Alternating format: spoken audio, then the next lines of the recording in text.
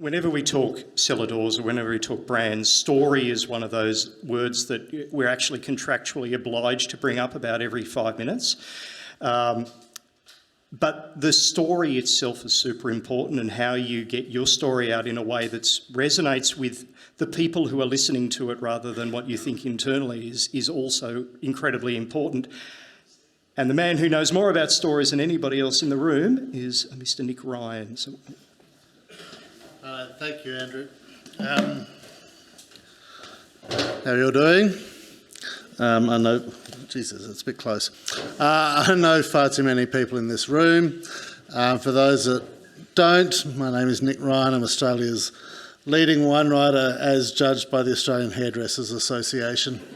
And it is funny, I've been trying to work out why I was asked to come and do this today, because in a lot of ways I am not a cellar door consumer, really. I'm not a cellar door customer. I see all you people in other contexts, but I'm not coming in like a punter. It's a bit like the doctor whose kids are always sick, or the builder whose house reno is never finished. Going to a cellar door for me is a bit too much like work, and I don't like work. But it does give me an interesting perspective on what you guys are trying to do, because it's in a similar vein to what I'm trying to do, and that is to get out there and tell your stories. But you've got to do it more often and more vigorously and more enthusiastically and more compellingly than I do, because I get, if I get a weekly wine column, if I were to write on every one of the 3,000 odd wine producers in this country, write about one each week, it'd take me 60 odd years before I circled all the way back to repeat the first one. And as much as I would like to think that I've got 60 working years left in me, the evidence is pretty strong to the contrary. So I just think that, sure, there are traditional pathways through the media that help get your story out there. There are the various social media channels that get your story out there as well. But there's probably nothing more compelling and no more literally captive audience than those that come through your front door. It's the equivalent of the blind date, where the person you're sitting with goes, no, I just want to hear about you. You do have this captive audience. They've come to you, they're ready, they want to learn, they want to listen. They want to be able to take something away from that experience and take a little piece of your story away with them, and then becomes part of their story as well. So I think it has become a bit of a hackneyed term when we talk about how we promote ourselves and how we talk about the wines we make and everything else, what is your story? But it is really, really important. And the cellar door is almost like the physical manifestation of your story. So one of the first things I want to talk about is, when you go back today, go back to your cellar doors, for those of you that have them, try and walk in with someone else's eyes. I mean, it's a place that you obviously spend a lot of time, but try and look at it through the person coming through for the front, for the very first time. And what are they seeing, and what are they learning about you by walking through that front door, and what immediately catches their eye? Are they thinking, well, these guys have got a lot of money because they've employed a fancy architect? Or are they thinking, wow, that's a nice rug in the corner, wonder where they got that? Or where's the you in that visual picture that these people are seeing? Where's the you in the ephemera that is around that room? And if you don't think there's enough, if you don't think that someone walking into that room sees you the minute they walk into that room, in what's on the shelves, I'm not talking about bottles and things, but just the general feel of the place.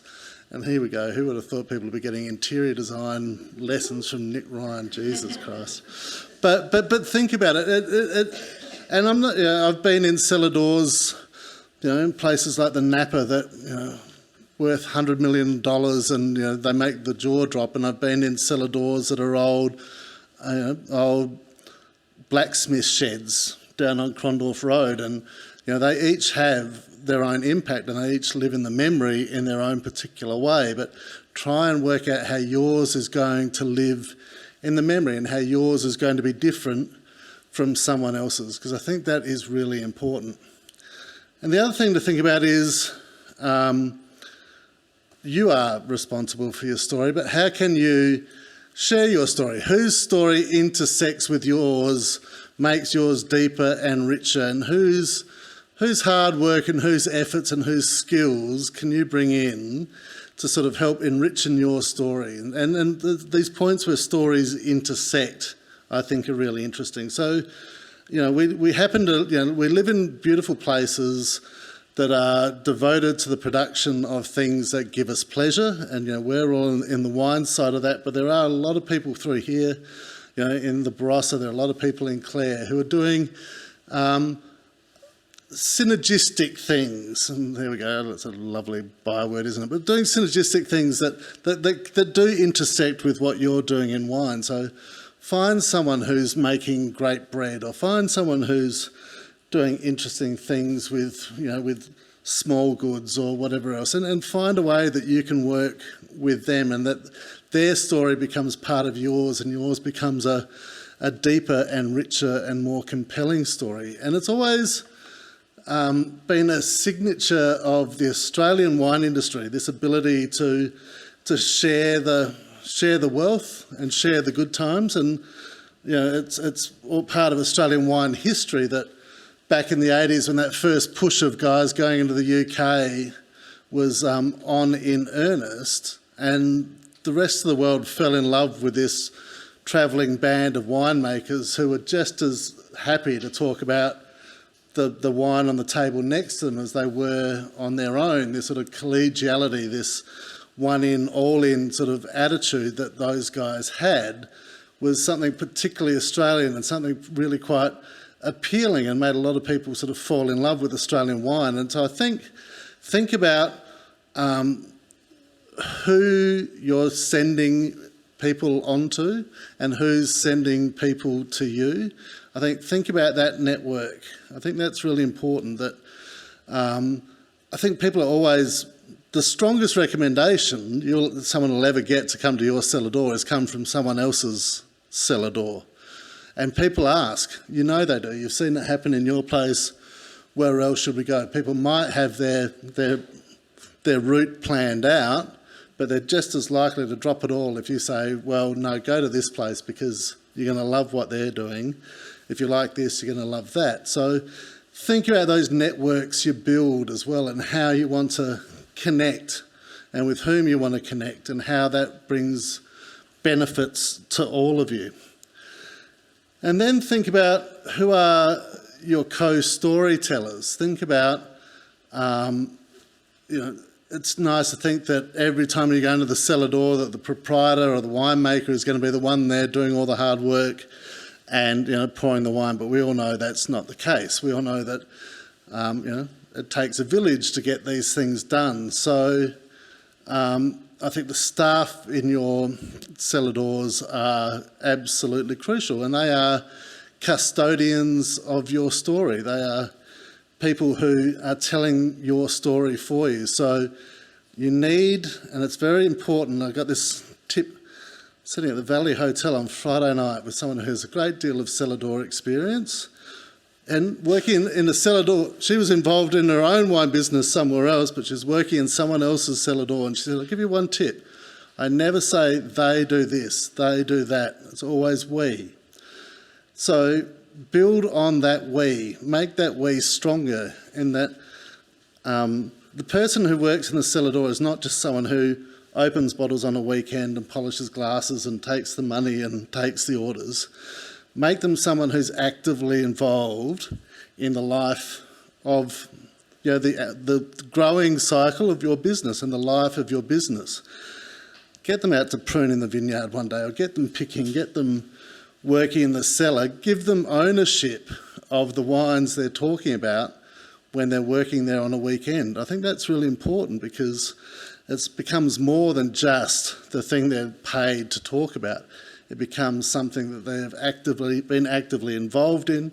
It's something that has their fingerprints on it, and you know that they're going to be able to sell that a lot more effectively than just something that they don't really care about until they clock on when they come to work on a Saturday afternoon. So I just think there are a whole bunch of ways that we can take advantage of the fact that this disruption of the last year and a half has changed the way people think of cellar doors, I think, forever. And it's probably for the good. There are opportunities that exist now.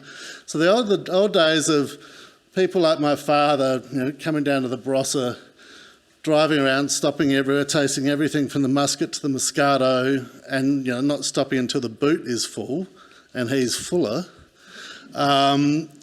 Those days are gone. People don't need that experience anymore. They want more detailed experience, and you're going to hear a lot from Rachel and Hayden about how to deliver that. But they don't necessarily need to stand there at a tasting bench every 30 seconds putting a glass out for a taste of something else. They don't need to be told the Shiraz smells like plums and the Cabernet smells like cassis. They need to know more about that. They need to know why you're making Shiraz, or how did you stop someone pulling out that Cabernet vineyard, even though 20 years ago someone said that should happen. So think about those things. People don't need to be dragged by the nose through a glass of your wine anymore. They want to be pulled by the heart. And so some ideas that maybe you can take away from today, and Brian Smedley suggested I give everyone homework, which says a lot about Brian. But I've just thought about it a little bit, and I do have a few ideas. That things like, go home and look at the About Us section of your website. Read it, and then speak it. And see how it sounds if you were to speak that to someone else. And I'm telling you, it probably comes off as a bit stilted, a bit strained, and having seen a whole lot of winery websites, a bit samey. So find a way, just rewrite it, just for your own benefit, but rewrite it in a way that you would say it to someone, how you would speak to someone, rather than that standard little paragraph that we see on so many winery websites that it started with a passion for wine. Jesus. I'm going to ban that sentence. Make a Spotify playlist for your cellar door. We were talking about it a bit in the Vale this morning, but I remember being in Tokyo years ago and writing a story on the various bars of Tokyo. It's not a bad gig. And but I went to the same bar 3 nights in a row because the music was so good. And I just remember thinking, wherever else I'm going tonight, I'm going back to that bar for at least one drink because I want to hear what they're playing.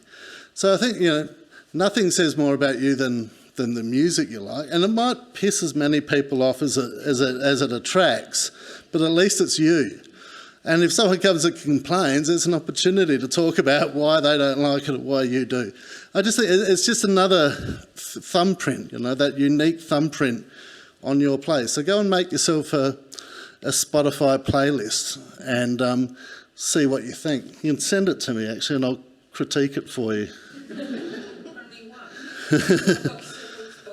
Playlist, yeah, well, that's it. Have Saturday afternoon rush hour playlist, or have Sunday morning opening up and for the first customers through the day playlists. I mean, that's it. I've got hundreds of them. I love it. It's a great exercise. So think about those sorts of things. Think about a collaboration with someone. Go home tonight and think, all right, who's doing something cool around where I am, whether it's in Clare or whether it's in the Barossa, and go, who can we do something with at Cellar Door that might be fun? And that might be a food producer, it might be an artist, it could be a musician, it could be anyone. But think about someone in your community that you could bring into the Cellar Door to do something, just to change it up. That might just make things a little bit interesting. Because you are, part of a broader community. We tend to sometimes disappear into a bottle in the wine world, and Rachel and Hayden are going to tell you a lot more about why it's not, we get fixated on the bottle, but it's actually a much broader picture. But, so let's get out of the bottle, let's look a bit wider, let's look a bit broader, let's look around us and see who's there with us that wants to work with us in our own cellar doors. But like I said, this is the time, this is the disruption has happened, so the reshaping of the cellar door experience happens from here. And if it's not going to happen now, it will never happen. So jump on the opportunity, make the most of the opportunity to completely rethink what you're doing. I mean, I'm not saying throw out anything that's working, but just think, can this all be done in another way, something different, something detailed, something deeper, rather than just the run through from the musket, from the Moscato to the musket. People want more, and everyone here is capable of giving them more. So listen to what Rachel and Hayden have to say specifically. Listen to some really cool stuff that Marcel's got to say about food and wine as well. But there's much more than just walking in, putting their hand over and saying, fill my glass up.